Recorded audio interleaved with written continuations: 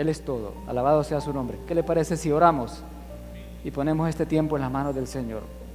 Padre eterno, Padre santo, Padre bendito, grande, majestuoso y maravilloso Dios eres tú, Señor.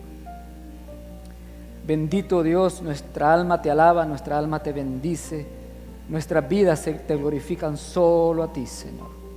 En esta hora, al venir a predicar y a traer la palabra que tú has puesto hoy, Señor, pedimos, suplicamos, rogamos, especialmente yo te suplico, Señor, que te manifiestes, que nos des revelación de palabras, Señor, que abras nuestros sentidos espirituales, Señor, para que seamos depósito, aunque somos vasijas de barro, somos depósito de tu poder, Señor, para que la excelencia solo sea tuya, Señor. Ayúdanos a entender, a ser no solo oidores olvidadizos, sino hacedores de esta palabra maravillosa, poderosa y completa y perfecta e inerrante que tú dejaste escrita. En el nombre de Jesús, amén y amén. Bien, tal como el pastor estaba ilustrando ahora y como hemos venido viendo, hemos estado estudiando las cartas desde la cárcel, las cartas que el apóstol Pablo escribió a varias iglesias, Filipenses, Efesios, Gálatas, etc. Y esta específica se estima que la escribió entre el año 60 al 62 de nuestra era, o sea, después de Cristo. Él estaba en un arresto en Roma, pero era un arresto domiciliario. No era que estaba preso como cuando le pusieron en el cepo y todo lo demás, ¿no? Y desde ahí él se tomó el tiempo para escribirles a la iglesia que estaba en Éfeso, que es ahora, Éfeso está ubicada en la región que ahora es Turquía, ¿no? Que antes se conocía como Asia. ¿Se recuerdan la palabra que le dijo el Señor sobre Asia a Pablo cuando iba para Iconio? No prediques ahí, no vayas ahí, le dijo el Espíritu, todavía no.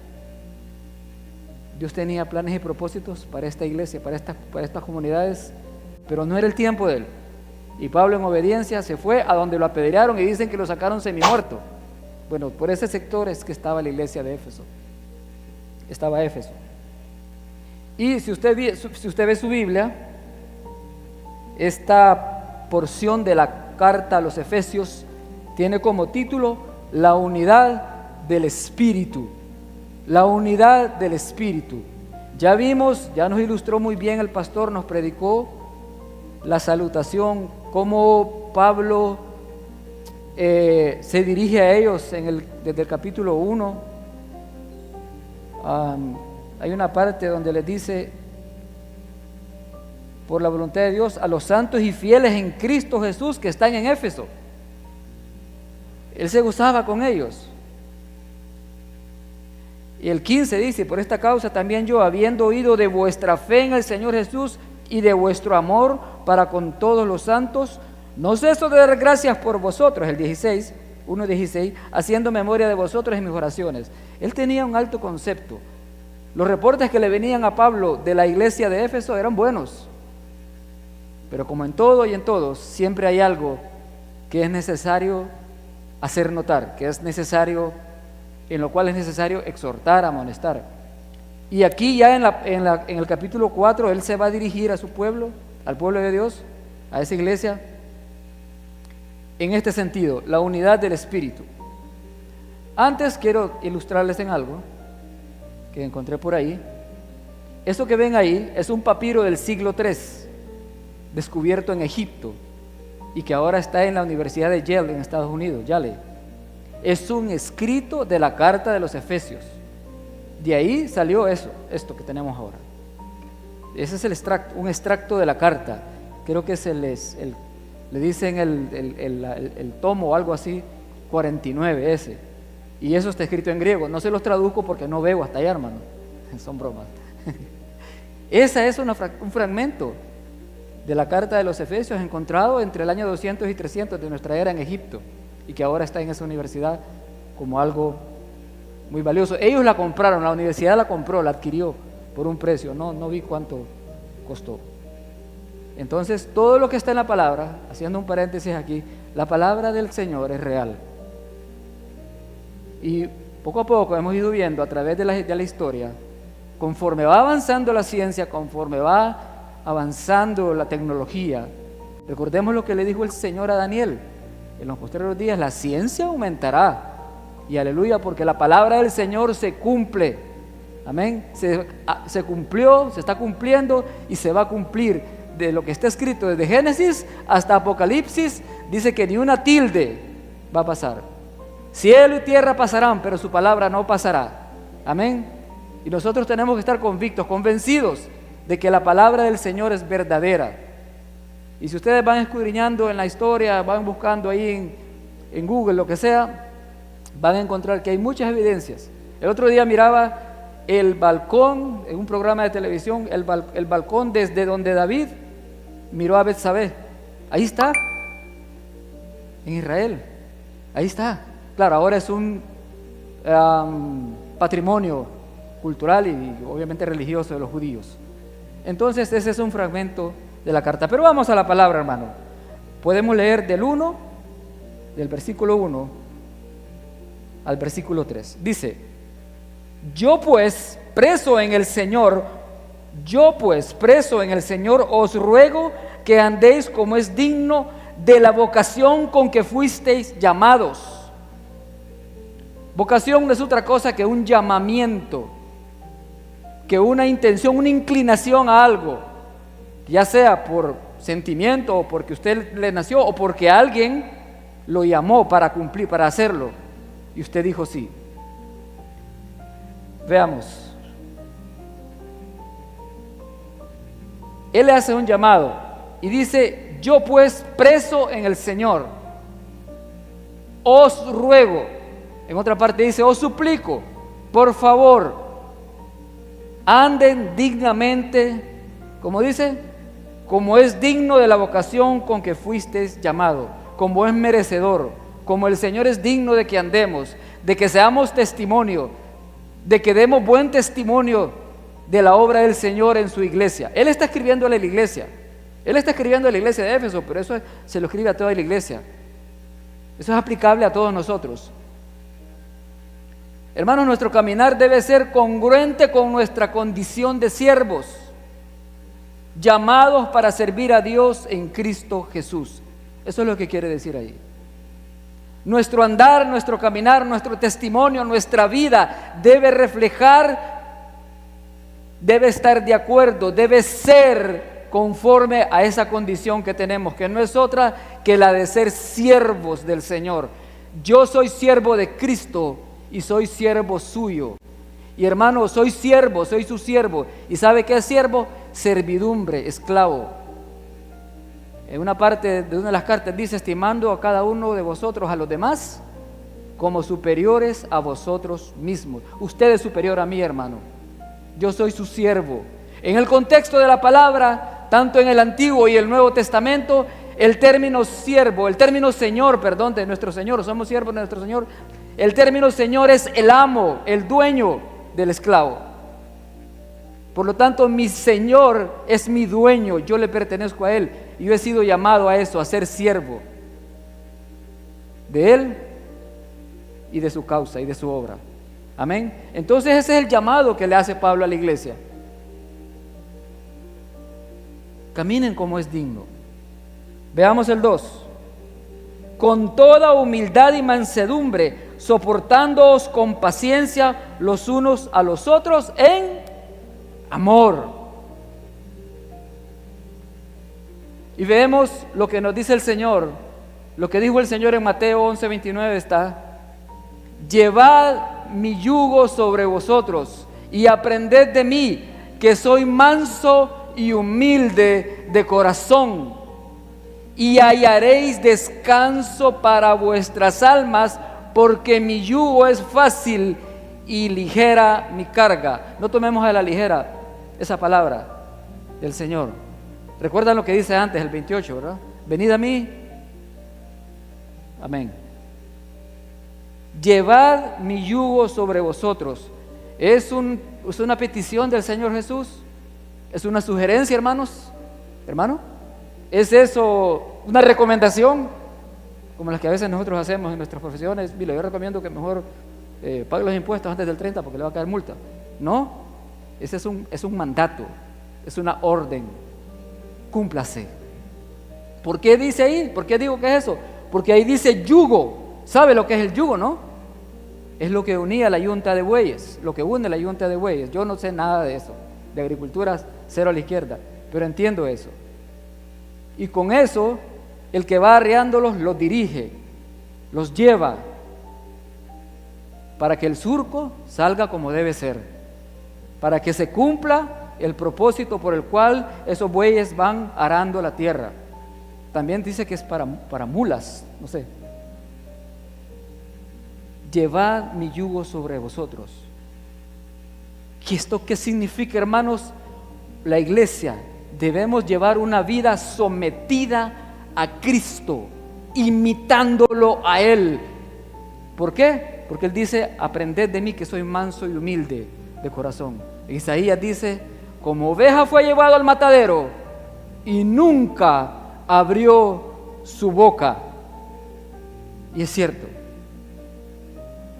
Él fue crucificado y Él fue condenado porque Él se entregó, pero nunca le hallaron nada. Ya saben ustedes el alegato que hubo ahí, pero nunca le hallaron nada. Entonces, la iglesia, cuando Pablo está diciéndoles: con toda humildad y mansedumbre, soportándoos con paciencia los unos a los otros en amor, sean pacientes unos con otros, sopórtense, ténganse paciencia, téngale paciencia a su hermano o a su hermana.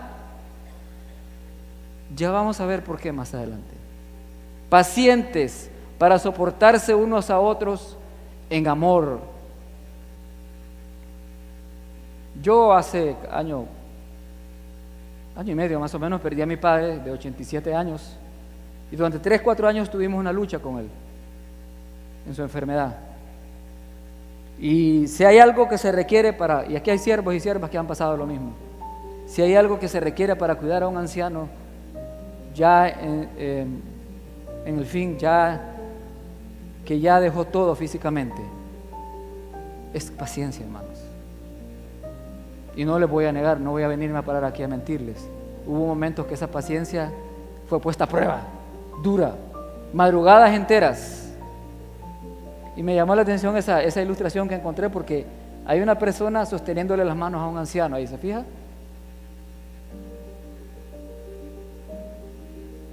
Porque cuando Pablo está hablando de la iglesia, le está hablando en todo el contexto de una vida cristiana, no solo aquí adentro. Ser pacientes con todos. Eso es bien fácil, hermanos. Es pan comido, diríamos por ahí.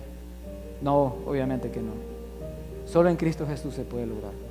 Pero Él les dice: soportándoos con paciencia los unos a los otros en amor, tolerándose. A ver, yo voy a hacer una pregunta acá. ¿Qué pasa si mañana o un día de estos un hermano varón se le acerca a usted, hermano varón, y le dice: tengo un problema, estoy siéndole infiel? O en ambos casos, estoy siéndole infiel a mi cónyuge, ayúdame. ¿Cuál va a ser nuestra reacción? ¿Juzgamiento? ¿Juicio? ¿Condena total? ¿Y divulgación? ¿O verdaderamente vamos a abrazar a aquella persona y vamos a tratar de sacarlo de esa condición paupérrima y horrible en la que ha caído? Porque sí lo es, claro que sí. ¿O qué pasa si alguien se le acerca y dice: mira, cometí un error en mi trabajo, he estado robando, he estado desfalcando, pero siento que no debo hacerlo, ayúdame, ¿qué hago? ¿Qué hago? Dios nos ayude si alguien se nos acerca con una situación así. Entonces, ahí está el soportarse, el amarse unos a otros. Vamos al siguiente. Solícitos en guardar la unidad del Espíritu en el vínculo de la paz. Mire lo que nos dice Proverbio 22-29. ¿Has visto a un hombre solícito en su trabajo? Delante de los reyes estará, no estará delante de los de baja condición. Y obviamente Pablo le está dirigiendo a una iglesia hablando del trabajo en la obra del Señor. En este contexto de Proverbios es en general. ¿Y qué es solicitud? ¿Qué es ser solícito? Ser diligente, cuidadoso, servicial, dispuesto, íntegro. Dice que los que sean así en su trabajo estarán delante de los reyes, no estarán delante de los de baja condición. Amén. ¿Qué le parece? Guardando la unidad del Espíritu. Entonces, sean diligentes, sean cuidadosos, sírvanse unos a otros. Amén. Y acá en estos versículos dice: un cuerpo, un espíritu, como fuisteis también llamados a una misma esperanza de vuestra vocación, otra vez, de vuestro llamamiento. Todos debemos tener un solo objetivo, hermanos, una misma esperanza. Y aquí lo define: un Señor, una fe, un bautismo, un Dios y Padre de todos, el cual es sobre todos y por todos y en todos. Aleluya. Dios es sobre todos porque Él no hay más grande que Dios. Él es el más grande. No hay nada ni nadie que ni siquiera llegue en lo mínimo a acercarse a la grandeza de Dios. Nada ni nadie. Ni en la tierra, ni debajo de la tierra, ni en los cielos. Él es soberano, Él es todo. Él está sentado en su trono de gloria. Él es todopoderoso. Él es digno. Su soberanía está sobre todo. Él hace como le place. Amén. Y que Él haga siempre su voluntad en nuestras vidas. Amén. Esa debe ser nuestra disposición para el Señor. Pero ve acá. Y quiero que vaya conmigo a 1 Pedro 4:10. Cuando lo tenga, dice amén. Y manténgalo ahí. Mire, esto es lo importante. Estamos hablando que Pablo le está escribiendo esta porción de la carta a los Efesios, hablando de la unidad, que debe haber unidad en la iglesia. Dice: pero a cada uno de nosotros fue dada la gracia conforme a la medida del don de Cristo. Aquí en esta iglesia, sea que usted tenga 25, 30 años, 10 años o 10 días o viene llegando hoy, usted tiene depositado un don de parte de Dios. ¿Usted lo cree? Espero que hoy salga convencido de eso, porque ya va a ver qué es eso. Un talento, un don, Dios lo depositó en usted. Y Pablo dice: conforme a la medida del don de Cristo fue dada la gracia a cada uno. Pero mire lo que dice Pedro 4:10, que dice, primera de Pedro: cada uno de vosotros, creo que dice, según el don que recibió, ministrelo a los demás como buenos administradores de la multiforme gracia de Dios. La gracia de Dios se manifiesta en sus hijos de diversas formas, como a Él le place, dice en otra parte de la palabra. Él reparte dones como a Él le place, pero es el mismo Espíritu, dice. Pero ¿qué dice Pedro? Debemos ser buenos administradores, ministrarlo a los demás. Entonces, para eso son los dones y talentos que Dios ha depositado en usted, porque no son suyos. Y los que han pasado por escuela de siervos saben de lo que estoy hablando aquí. Hay un capítulo que se trata de la mayordomía y otro de la administración en la escuela de siervos. Yo le recomiendo que si usted ya pasó el discipulado, inscríbase en la escuela de siervos. Ya vamos a estar anunciando. Este es un comercial, hermanos. Válido. Hermanos,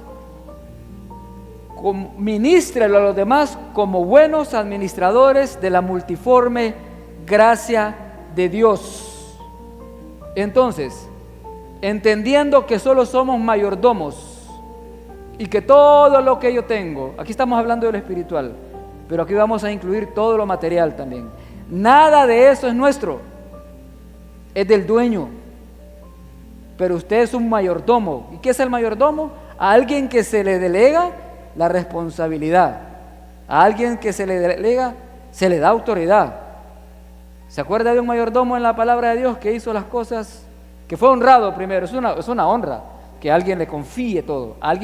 Un mayordomo es alguien que se le confía todas las posesiones del dueño. José, póngale un anillo, dijo el faraón. Solo yo estaré arriba de ti. El faraón descansó todo ese tiempo. Y José era el que mandaba en Egipto. Sí. Entonces, hermanos, entendiendo eso, que el don que recibimos es la gracia de Dios manifestada en mi vida, pero eso no es mío, ni para mí. No es mío ni para mí. Es de Él y para su iglesia, para su obra. Amén. Por algo Pablo estaba diciéndole esto a los efesios. Algo detectó, algo le dijeron, algo le reveló el Espíritu, porque a Pablo Dios le revelaba en el Espíritu. ¿Se acuerdan de la muchacha que decía, ahí van esos varones siervos del Dios viviente? Creo que dijo, ¿no? La divina. Y Pablo, hasta que Pablo se regresó y empezó y le echó fuera el demonio, el espíritu de adivinación que tenía. Bueno, Pablo fue al tercer cielo, hermanos. En 2 Corintios 12 lo dice. Dice, yo conozco un hombre, no sé si en el cuerpo, no sé si en el espíritu, creo que dice, que subió al tercer cielo, pero más abajo, a partir del 7, que eso sí me lo tuve que aprender yo para que andar siempre con ese cuidado de lo que pasó, para que tengamos ese cuidado. Porque Pablo dice, para que la grandeza de las revelaciones que me fue dada no me exaltara desmedidamente, me fue dado un aguijón en mi carne, un mensajero de Satanás que me abofetee, por el cual he rogado 3 veces al Padre lo quite de mí, y me ha dicho, bástate mi gracia, porque mi poder se perfecciona en la debilidad. Por tanto, más bien de buena gana me gloriaré en mis tribulaciones, afrentas, angustias, persecuciones, porque cuando soy débil, entonces, para que repose sobre mí el poder de Cristo, porque cuando soy débil, entonces soy fuerte. Su gracia es suficiente. Y esa gracia se ha manifestado en usted, hermano, y en mí, dándole dones y talentos, pero que no son míos. Amén. Y entendiendo eso, entonces puede haber unidad en la iglesia. ¿Por qué? Ya vamos a ver. Por esto. Por lo cual dice, subiendo a lo alto, llevó cautiva la cautividad y dio dones a los hombres. Ahí está citando Pablo, si quiera anótelo para no ir y avanzar, aprovechar el tiempo. Y dio dones a los hombres, eso está citando el Salmo 68, 18. ¿Por qué, hermanos? Porque Él nos libertó de la cautividad del pecado para ser sus siervos. Eso es lo que dice ahí. Subiendo a lo alto llevó cautiva la cautividad y dio dones a los hombres. Entendiendo que Dios no va a depositar un don en nosotros para su uso si no somos libres, si todavía no hemos sido hechos libres. Pero Él nos libertó por el sacrificio en la cruz. Éramos, hermanos, esclavos del pecado. Estábamos cautivos de la cautividad. Estábamos cautivos del pecado, de la muerte eterna, de la condenación eterna, perdón. Pero ahora pertenecemos a Cristo y somos libres y reinaremos con Él cuando venga el día en el que nos levantaremos y seremos levantados en las nubes, llevados en las nubes junto con Él, a reinar eternamente en su gloria. Amén. Porque Él nos hizo libre de esa condenación. Y dice, y eso de que subió, ¿qué es? Sino que también había descendido primero a las partes más bajas de la tierra. Pero el que descendió es el mismo que también subió por encima de todos los cielos para llenarlo todo. Jesucristo lo llena todo. Jesucristo llena esta iglesia con su presencia. Jesucristo llena su vida. Jesucristo llenaba la iglesia en Éfeso. Habían manifestaciones, había dones, había talentos depositados y repartidos para la edificación del cuerpo de Cristo. Amén. Porque para eso es que nos ha llamado. Y aquí está. Leamos el 11. Y él mismo constituyó, mire ese término, a unos apóstoles, a otros profetas, a otros evangelistas, a otros pastores y maestros. Esos son los que se llaman los 5 dones ministeriales, ¿no? Es así, ¿no? Ahora, solo hubo uno que los ejerció los 5 a la perfección. ¿Sabe quién es, no? ¿Quién fue? El maestro de maestros, nuestro Señor Jesús. Cuando vino y trajo todo esto en uno solo. Él es el buen pastor, Él es el maestro por excelencia. No hubo nadie ni habrá nadie como Él. Amén. Él predicó las buenas nuevas. Él profetizó.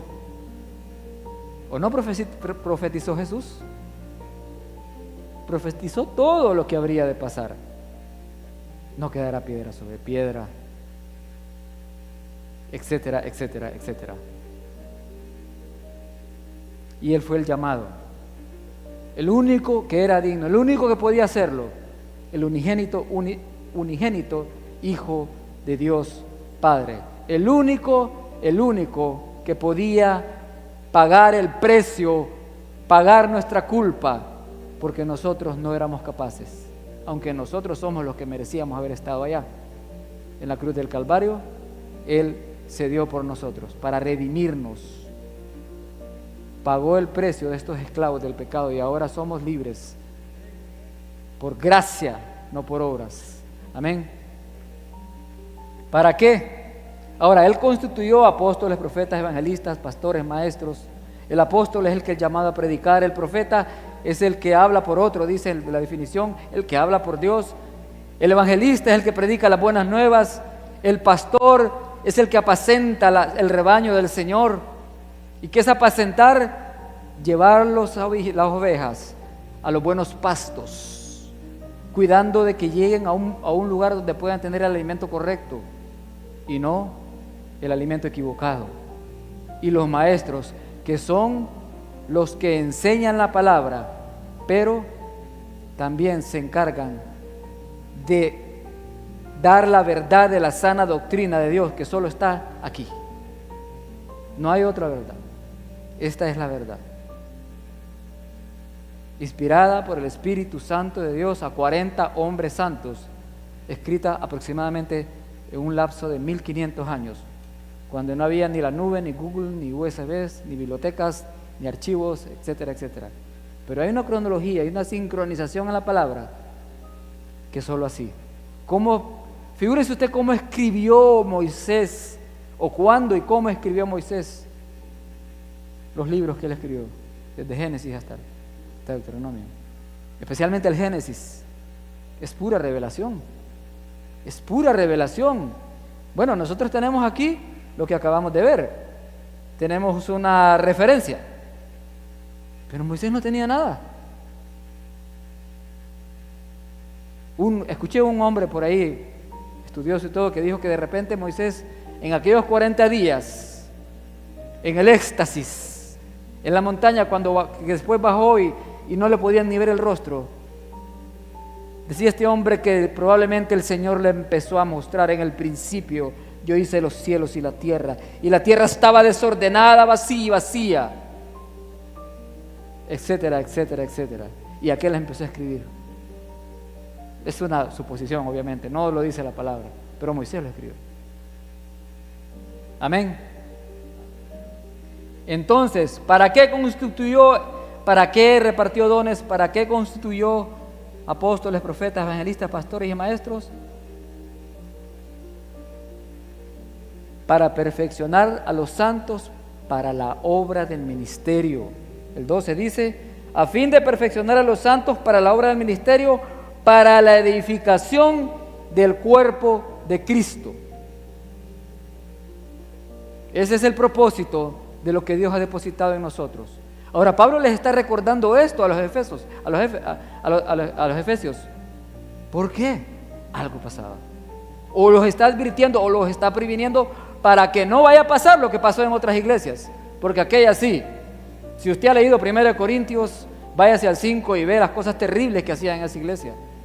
Hay tal fornicación entre ustedes, les dice, que aún ni entre los gentiles se nombra. Es tal que el hijo tiene la mujer de su padre. Pablo no se andaba con tapujos, hermano. Era directo, pero era porque estaba investido de la autoridad del Espíritu Santo de Dios. Amén. Entonces, el propósito de los dones, el propósito de los talentos es la edificación de la iglesia de Cristo.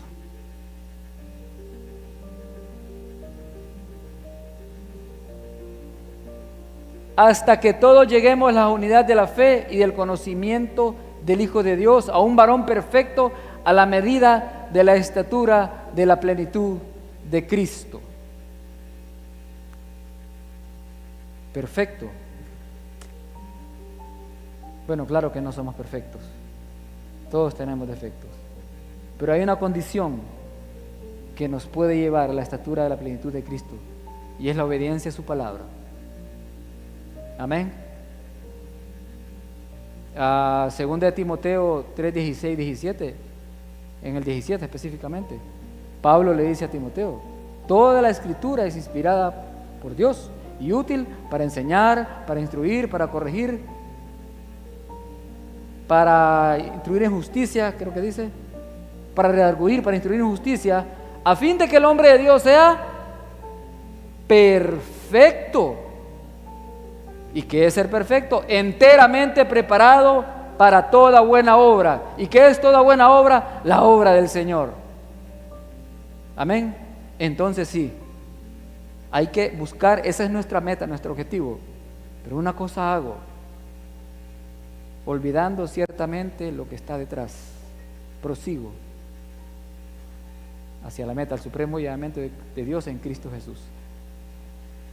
Y para que ya no seamos niños fluctuantes llevados por doquiera de todo viento de doctrina, por estratagema de hombres que para engañar emplean con astucia las artimañas del error.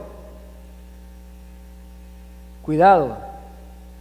Y se nos ha estado advirtiendo, así como a la iglesia de Éfesos, a nosotros se nos ha estado advirtiendo ya días, aquí y por otros siervos que predican la sana doctrina, la verdad de Cristo, de esto. Y está pasando, seguramente, bueno, estaba pasando en aquel tiempo, pero ahora está pasando más. ¿Sí? Bueno, yo recuerdo cuando yo llegué al Señor, que estaba en el primer amor, no sabía nada, ni buscar versículos, hermanos. Pasaba uno de una religión, pasé a mi casa, todo lo que venga en el nombre del Señor yo recibo. Y el otro, los otros aquellos de la JW, sí, pase. Claro que sí, somos hermanos. Hasta que un día miré, creo que es segunda de Juan 1:10, creo que es, o 3:10. No le llames hermano, porque el que tal hace participa de sus obras, creo que dice, y es igual a ellos. Ahí dije, ¿qué estoy haciendo, Señor? Ve, la revelación del Señor ya está, hermanos. Ahora lo que tenemos que pedir es discernimiento y profundizar en el estudio bíblico día con día, en lo personal, en lo individual, en nuestra intimidad, y también participar de la enseñanza bíblica, que gracias, bendito Dios, a Él sea la gloria por su misericordia que ha tenido con esta casa, la enseñanza bíblica que es amplia en este lugar y que se da conforme a la sana doctrina. ¿Sí? Todos los materiales que hay en discipulados, doctrina y bautismo, etcétera, etcétera, están de acuerdo y conforme a la completa, perfecta e inerrante palabra de Dios, hermanos, del Dios vivo. Amén. Niño fluctuante, alguien inestable y fácilmente influenciable. ¿Ustedes qué fácil es influenciar a un niño? Bueno, hay unos que no, pero en lo general su inocencia lo lleva a incluso hasta caer en cosas, trampas que alguien le puede tender, con engaño, las artimañas del error. Ya llegaron los de alabanza, hermanos. Ya estuvo. Y veníamos comenzando, hermanos. Hermanos, cuando el siervo, por cierto, hablaba de eso, ministraba, hablaba de eso, que todo es del Señor. Digo, gracias, Señor, porque estás confirmando la palabra. No sé si captaron esa parte, ese momento, cuando él ministraba y decía que nada tenemos, que todo es del Señor. Hermanos, Iglesia de Cristo, Iglesia El Faro, crezcamos en todo, crezcamos en todo, en amor, en verdad, en conocimiento de la palabra, que es la sana doctrina, obediencia a la palabra, sabiduría, fe, santidad y muchas otras cosas que ya las conocemos, que las vamos aprendiendo en el camino. Pero todo radica en la obediencia a la palabra, hermanos. Nunca se apartará de tu boca este libro de la ley, sino que de día y de noche meditarás en él, para que guardes y hagas conforme a todo lo que en él esté escrito, porque entonces harás prosperar tu camino y todo te saldrá bien. ¿Se recuerda dónde está eso? Josué 1:8. Está antes del 9, que ya lo conoce usted. Mira que te mando que te esfuerces y seas valiente, etcétera, etcétera. Pero hay una condición, hermano: obediencia. Deuteronomio 11 es un capítulo maravilloso. La tierra a la cual entras hoy para tomar posesión de ella es tierra buena, que fluye leche y miel. Jehová tiene cuidado de ella todos los días del año. Y por último le dice, no recuerdo todo, pero dice: y comerás y te saciarás. Pero más abajo le empieza a decir: pero cuídate de que tu corazón no se infatúe para irse detrás de dioses ajenos. Cuídate. Siervos y siervas del Señor, ¿sí? ¿Cuántos siervos y cuántas siervas del Señor hay en este lugar? Amén. Somos siervos del Señor. Pablo lo definía bien: soy esclavo en Cristo, esclavo de Cristo. El 16 dice, que es, ya con esto cerramos, hermanos. Pero el 15, sino que siguiendo la verdad en amor, crezcamos en todo en aquel que es la cabeza, esto es Cristo. Y ahí radica todo. Cristo es la cabeza. ¿Y nosotros qué somos?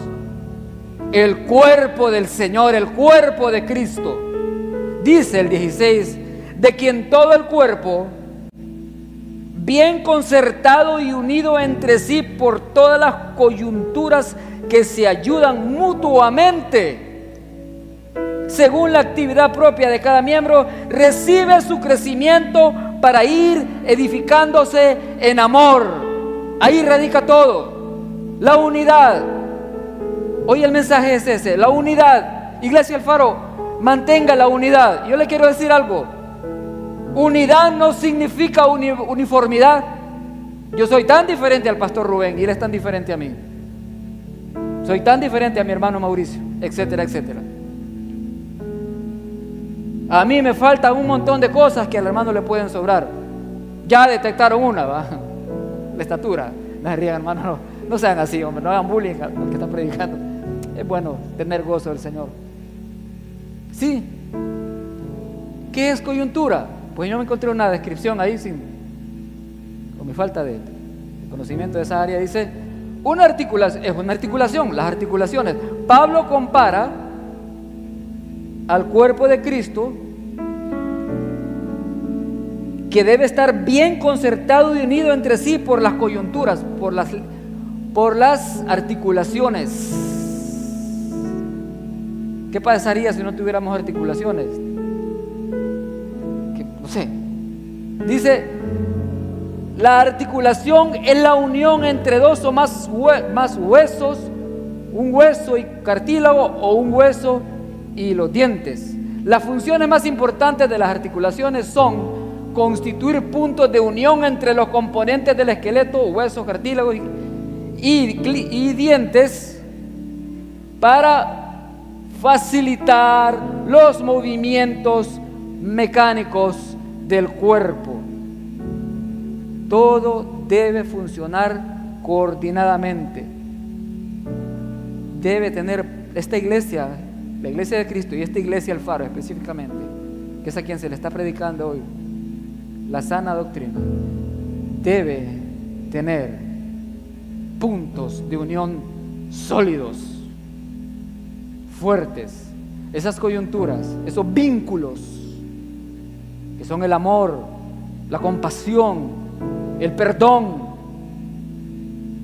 la sanidad del alma, la empatía, la tolerancia, hermanos. Yo tengo que tolerar a mis hermanos. Tengo que aprender a subsistir, a convivir con ellos y a entender que quiero repetir lo que dije acá, que la unidad no significa uniformidad, que no es otra cosa más que todos somos diferentes. Mi abuela decía, cada cabeza es un mundo, y es cierto, lo he podido comprobar, pero tenemos que estar unidos. ¿Por quién dice Pablo? Un Señor, una fe, un bautismo, un Dios y Padre de todos, el cual es sobre todos y por todos y en todos. Y entonces dice acá,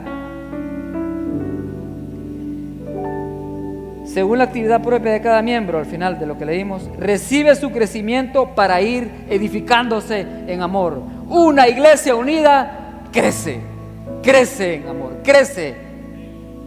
Una iglesia unida crece en el Espíritu. Hay manifestaciones del poder de Dios. Hay sanidades, hay prodigios. Amén. Hay milagros, hay restauraciones. Hay vidas quebrantadas que son restauradas totalmente. Hay libertad de la droga, del alcohol, del adulterio, de la fornicación, de la esclavitud del pecado. Iglesia El Faro, unámonos. Hemos estado unidos. Se ha estado viendo acá. Y por eso hice esa aclaración. Si ustedes ven los capítulos antes que nos han compartido los hermanos, el pastor y los hermanos, Pablo está elogiando prácticamente a la iglesia de Éfeso, pero hay un punto donde se detiene y le dice, cuidado. Bueno, lo que sigue habla de la nueva vida en Cristo, que lo vamos a ver después. Andad como hijos de luz, someteos los unos a los otros. Parte difícil, pero tenemos que hacerlo, es un deber. Si este mensaje te ha tocado el corazón, puede compartirlo con sus amigos, denos like, comparte en las redes sociales. Si tú quieres consejería, llamarnos, acá están los contactos de la iglesia, nuestros números, nuestro correo y también nuestras redes sociales. Estamos para servirte.